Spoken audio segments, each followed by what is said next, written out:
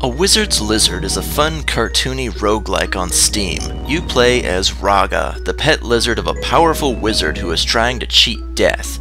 Angered by his insolence, Death comes to claim him personally, and you must set out to rescue him from Death's crypt. You start out in a town where you can buy items, use shortcuts, and chat up the locals. You can save additional villagers in the dungeon, and each one will help you start with 500 gold more than before. Save enough villagers and you can start the game completely decked out. I liked the dark iron armor, since each piece you start with makes you start with more health. A Wizard's Lizard is nothing fancy, and it has been patched multiple times to improve the gameplay and make it easier by a rather whiny fanbase. It's no Binding of Isaac, but it does have its cool quirks.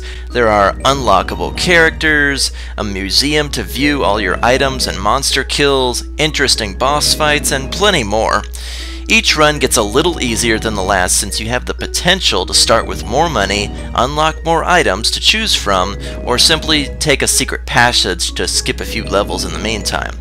So what seems insurmountable at first, with enough repetition and things unlocked, becomes perfectly doable. It's very forgiving like that, and would serve as a great entry-level game for people that are new to the roguelike genre. In addition, death isn't the end of you.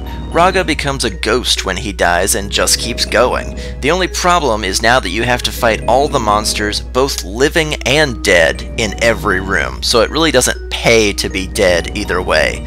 There are resurrection circles where you can come back to life with a random amount of health to fix this, and recent patches to the game have put one in every level, so it's much easier than it used to be to stay alive.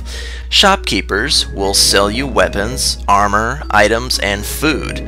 Food is a must since it'll keep you alive through some pretty unfair rooms, but that's the nature of the randomly generated beast, I suppose. The achievements are pretty darn rough, I gotta say. I couldn't get many of them, but I did rescue the wizard, so I do get partial credit on this one. It was a fun experience, and it was certainly worth the money spent.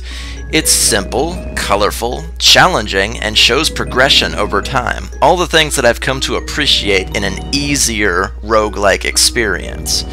Pick up Wizard's Lizard if you want to play a game that you're going to be able to finish, enjoy, and not spend 100 hours trying to figure out why you're beating your head against a wall. Its slow progression system rewards the persistent player, and the game becomes easier from run to run. I like that. It makes me feel like I'm getting somewhere, even if I crash and burn a few times. You always walk away with some other minor victory, like a rescued villager or an unlocked item. Consolation prizes like that fuel this game's addictiveness, and before you know it, Raga will find his master and bring him home. Yay, happy endings! I'd say check this one out.